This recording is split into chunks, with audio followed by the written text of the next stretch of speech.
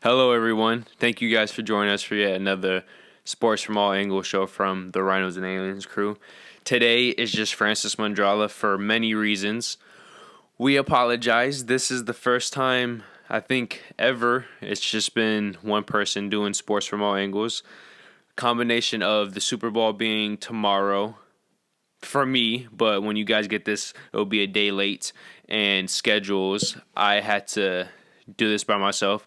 Now, it's no big deal because today we're just talking about tennis and the Australian Open from 2018. So, of course, you know how the guys really don't care that much about that. So, it's going to be no big deal. But with that being stated, I just want to say thank you guys. I appreciate it. We appreciate it. Let us know anything I might have messed up or anything you found interesting. That's good feedback and all that stuff. But just so you guys know, next Monday, we're going to be talking about the Super Bowl. Yeah, we're going to technically be a week late, but because of how we have our scheduling. Yeah, but the thing about that is we're going to do a quick recap about the entire postseason, and then we'll spend most of the video talking about the game. And just let's hope the Eagles win, right? Okay, but anyways, getting on to that, a quick thing I just wanted to point out because it was making some headlines. Gilberto Ramirez defeats Haib Ahmad by technical knockout, and he defends his WBO super middleweight championship. So, congrats, man. He's the embodiment of coming from nothing, and now he's at the top. So if you want to do any research about that and talk to us about it, that'd be an awesome conversation. I watched a video about it, and it was very inspiring, to say none the least. By the way, I'm using my computer because our printer is having technical difficulties, so deal with me with that. It's not going to be as smooth, but I'm going to do what I can. Now, I'm a huge tennis fan. I love the sport because at the end of the day, it's one of the few, if not basically only sports where when you win, 99% of the time it's because of yourself. When you lose, 99% of the time it's because of yourself. And that's a great sport in the sense it's all or nothing, So I really love that. And a couple weeks ago, the Australian Open was played. About a week ago, the championships were played, so I just want to talk about that. I'm a big fan of it, and some more or less historic stuff happened here and there. So I just wanted to digest that and give the tennis fans out there some love. So to start off the Australian Open for 2018, Roger Federer won his opening match, which, okay, why is that a big deal? It's a big deal because for the 19th straight time, he's won an Australian Open match, which extends his previous record of most Grand Slam matches without a loss in the opening round. And by the way, second on that list is also Roger Federer at 17-0. The reason why it's not up there with the Australian is because he missed the U.S. Open in 2016. So that's why that's not 18-0. But it's like, man, Roger Federer continues to break records, and it's just, he's 36. He's freaking 36. He's been doing this for over 20 years, so it's a beautiful thing. Another thing is, in the first round, quite a few Americans got knocked out immediately, which is no surprise considering the American men and women haven't been that good for that long. Take away the Williams sisters, it's been pretty bad. But the thing that was so shocking is that Venus Williams, who made the Australian Open finals last year, was knocked out in the first round. So for the most part, the Australian Open was a no-go for the American men's and women's individuals, so that's a bummer. But what are you going to do about that? And now moving on to some more specific matches, I want to talk about Simona Halep and Lauren Davis. And if you guys got a chance to see this match, it was a thing of beauty. It lasted 48 service games. Every service game is, like, every set has a service game, right? And you need to get to 6 service wins to win the set. Or if both people get tied 6-6, you need to win a tiebreaker for 7, right? So it's normally 6 games, sometimes 7. So women's only plays 2 sets if they sweep, 3 sets max. So when you think about it, normally the max amount of games is 6-6 and then tiebreak, 6-6 tiebreak, and then somebody wins like 7-5, right? Except the third set went 28 games alone. The third set lasted nearly 2.5 hours alone. To put that in perspective, only 87% of matches last. Only 87% of matches don't even last that long. An entire match, and this one set lasted nearly 2.5 hours. So that is just. It was a beautiful match. Simona Halep is, of course, or she was the number 1 ranked woman in the world. Of course, I'm going to get into that later. She's now number 2 for certain reasons. But Simona Halep, she is a fighter, and she proved that in this Australian Open, and it was a beautiful thing to see. Sadly, I believe in the same round, the quarterfinals, Rafa Nadal, he had to leave due to injury. He retired in the quarterfinals against, I don't have the opponent down. I apologize about that. But the key thing is that, no, I do. It was against, yeah, that is right. It was against Marlene Cilic. That's right. Yeah, so. Yeah, Rafa Nadal in what was looking like a great 5-set match sadly went downhill when he tweaked his knee and he had to retire. So that's his knee injuries. Rafa Nadal might be the most physically gifted tennis player of all time, but his stats will never show because of his play style, because of some bad luck. His body just can't hold up, and that's disappointing, right? But anyways, moving on. Going to the finals now. This is straight into the finals. We have Simona Halep going up against Caroline Wozniacki for the women's side. And then for the men's side, we had Roger Federer and Marlene Cilic yet again. This is the second time in the past 3 Grand Slams because they also faced at the Wimbledon, right? Now, I want to talk about the women first. Simona Halep was ranked 1. Caroline Wozniacki ranked 2. Both of them have never won a Grand Slam, even though both of them have actually been to multiple Grand Slam finals, right? So this was basically their chance to win their first Grand Slam final. And the reason why this was heartbreaking, right, is for the simple fact that I'm a Simona Halep fan, and there's this crazy stat, right? She played 153 games entering the finals. And for any person who doesn't know tennis, is like, why does that stat matter? That stat matters because that is easily the most amount of games played by a number 1 ranked seed in a Grand Slam final in Open history by the time they reach the finals. So to put this in perspective, right? She's won more.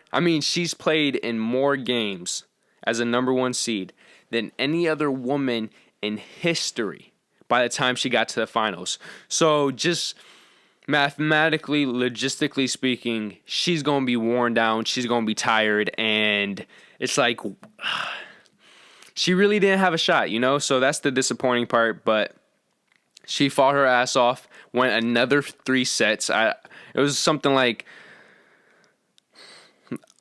only 2, maybe 3 matches the entire Australian Open. She didn't play 3 sets, just to put in perspective how many games she played, and they were tight games at that. So, yeah, that stat just blows my mind. Now moving on to Caroline Wozniacki. Obviously, I've been hinting at it this entire time. She defeats Simona Halep. It took 3 sets, though.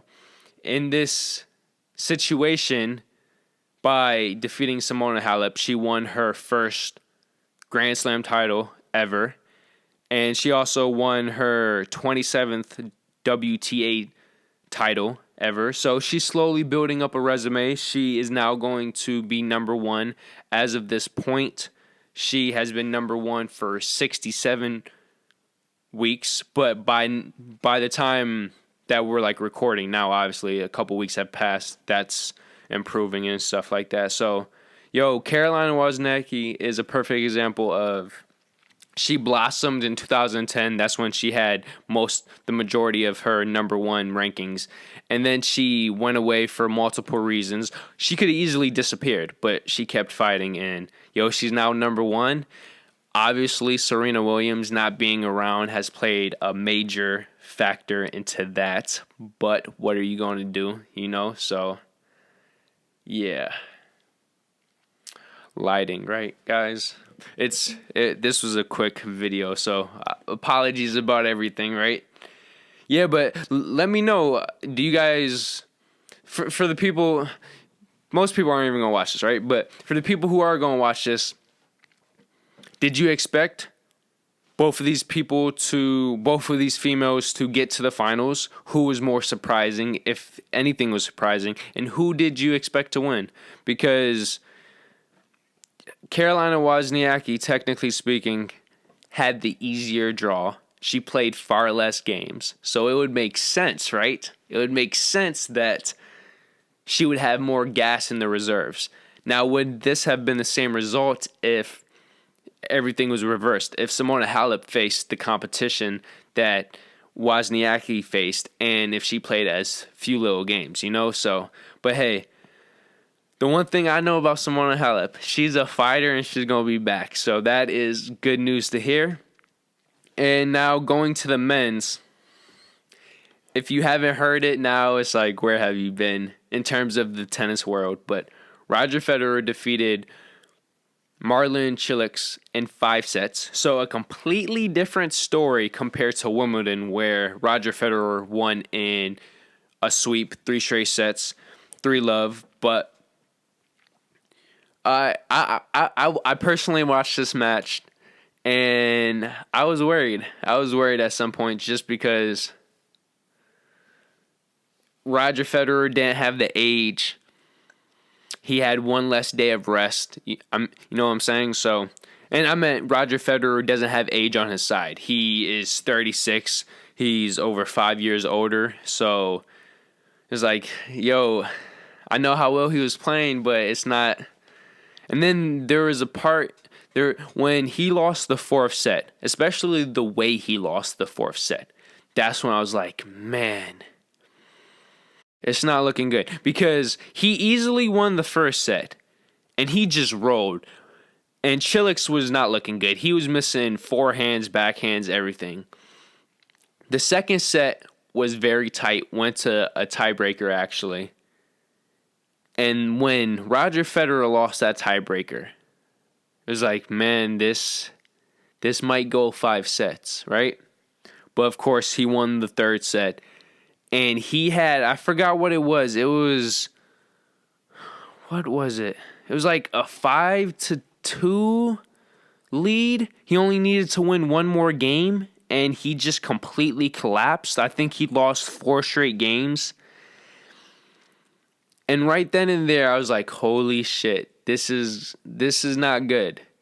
It's one thing when you get outplayed in a tiebreak, right? It's another thing when you should have won the 4th set and the match 6-3, right? Worst case, 6-4. And he somehow lost, I believe it was 7-5.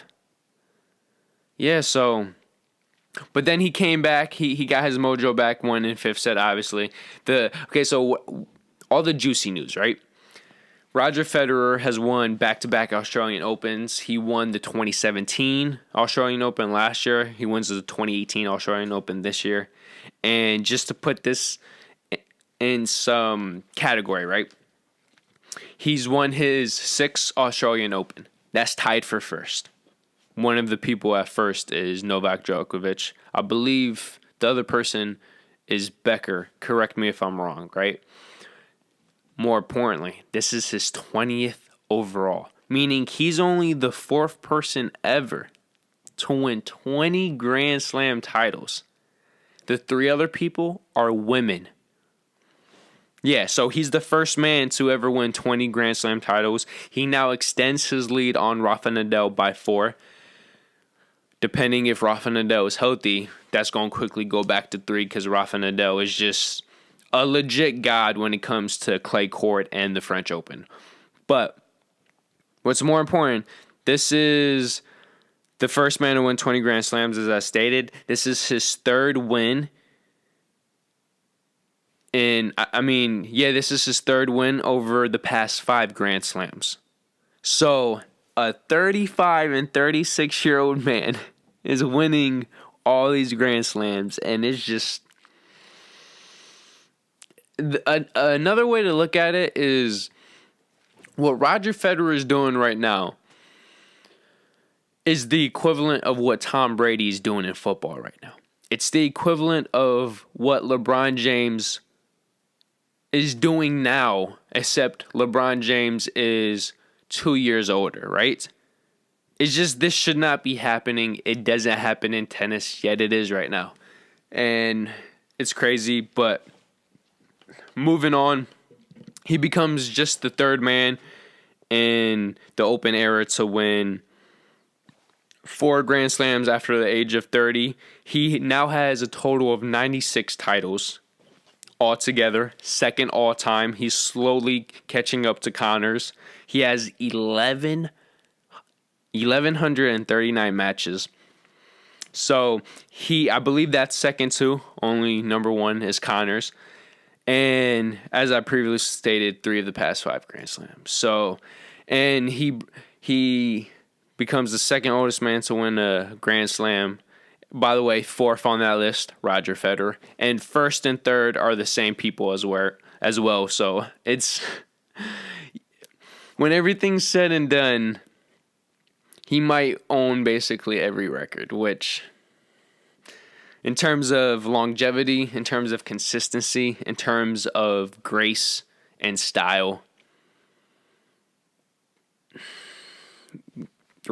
it's becoming harder and harder to go against the GOAT, right? The GOAT arguments and stuff like that. And my thing about this is, unlike, let's say, football, right? This is just one man playing against another one man, you know? So all the credit goes towards him, and it's not like he's doing this against scrubs. For basically most of his career, he's had to face Novak Djokovic and Rafa Nadal, to go along with the Andy Murrays, the Stan Wawrinkas, the list goes on, right? And some of these people are going to go down as top 10 tennis players of all time. So there's that fact.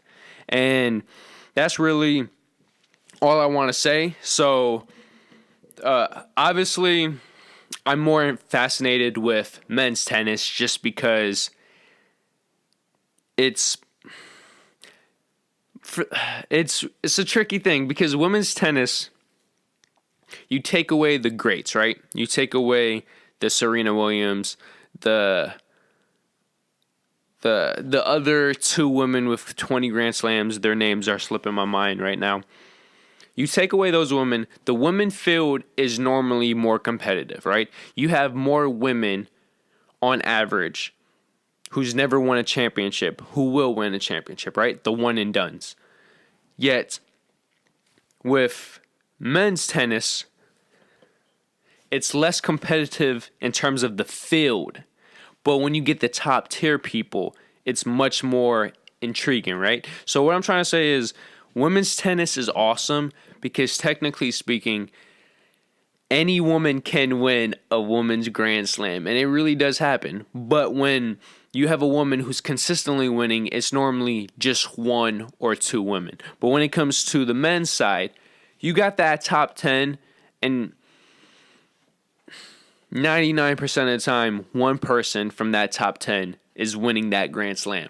But everybody in that top 10 is consistently at the top. So it depends on what you're looking for, right? If you're looking for anybody can win at any moment type of situation, women's tennis is very fascinating, as this Australian Open proved for the first time. Caroline Wozniacki won her first Grand Slam, and obviously the first time, but I'm saying this is the first time she's won a Grand Slam. And you look at the men's side, You have Roger Federer winning his 20th Grand Slam. And if Rafa Nadal didn't get injured, instead of Cilic and Roger, it would have been, I said Roger, Cilic and Federer, it would have been Rafa Nadal and Roger Federer. So, and Rafa Nadal, 16 Grand Slams, right? So there's that, right? So I'm going to end it here. There's not much else to say. I had to talk about this. I've been waiting to talk about this. I would have went more in depth. I would have talked about like how well Rafa Nadal was doing. I would have got into the details about Kerber, who actually, if I'm correct, from the women's side, had 2 of the 3 shortest matches. Because did I even talk about? Yeah, I didn't even talk about that. Yeah, Kerber, the Australian. No, I said Australian. The German. Pardon me. She defeated Madison Keys, a bright up and coming U.S. female star. She defeated her in 51 minutes, right? And as I'm going back, don't forget that Simona Halep match. The third set alone lasted 2 hours and 22 minutes. This entire match with Kerber against Madison Keys lasted 51 minutes. Just let that process, let that sink in. It's just... And by the way, who had to go up against Kerber? Not Wozniacki, but Halep. So that's why I say, even though Halep was the number 1 seed, which technically means you get the easier road in terms of seeding, the way everything played out, Halep actually got the harder matches, just because in terms of how her opponents matched up with her, and just straight up how her opponents were playing in the tournament. Kerber was, like I said, she had 2 of the 3 shortest match wins in the tournament, where she had the shortest at 51 minutes. So that's crazy. But yeah, thank you guys for listening. Thank you guys for joining us for the 27th episode. I can't remember if I introduced myself. I apologize. I do that a lot when I'm by myself or it's just 2 of us. But my name's Francis Mandrala. As Damon likes to say, the bro host. We appreciate the love. If I missed anything or you actually wanted me to talk about anything, let me know. That'd be awesome news. Whenever it comes to tennis, I'm always down to talk about anything and everything. It's an art form. I love it. And just like art, there's so many different types of styles, and it's a beautiful thing. So, yeah. Carolina Wozniacki is, for the first time, a Grand Slam champion, and Roger Federer, for the 20th time, is a Grand Slam champion. P.S. He owns 10% of all Grand Slams when you think about it. There's 200 of them. He owns 20. As I keep asking my friends, when is the greatness going to end? It has to end. Just like Tom Brady. When is that year going to come where it's like, okay, this is where it goes downhill, and everybody knows when it goes downhill quickly. So, is this his last championship, or is it at Wimbledon? Heck, he might win 3 this year. Who knows? But there that is. This was the 27th episode talking about the 2018 Australian Open, and yeah. How do you guys feel? Let me know. Let us know. And I know Michael is a low-key tennis fan. Some of his family members are. But, yeah, God. This was, as I keep going, I'm trying to appreciate every little thing in my life. And tennis is one of those things. So whenever I get a chance to watch tennis, I had fun. I actually saw parts of that 3-hour-plus match with Halep. I saw parts of the Kerber Madison Keys match where somebody got their butt whooped, and I watched both finals. So if you guys want to talk about any of those matches, let me know. I'm all for it, and we hope to see you next week for the 28th episode. Like I said at the beginning of the video, we're going to discuss the Super Bowl, and I'm praying, go Philly. But thank you guys, and yeah, hope to see you next week. So peace out, much love. Oh, and P.S. about the number thing, right? We have a goal for that. we're not going to take that as seriously right now. But once we get to the 100th episode and beyond, we got a plan. We're writing everything out, so we're not just picking random stuff. 27. Yo, you guys, you pick the low key episode for that, right? What's your favorite 27 jersey number, right? The only thing that come to my head right now, not including what we're doing behind the doors, right, is I believe his name was Larry Johnson, the running back for a long time for the Kansas City Chiefs. That's my pick. Yo, but let us know. So, LLPH. Peace out. See you next week. So, if you want to subscribe, just hit this bad boy up here, that big fat rhino.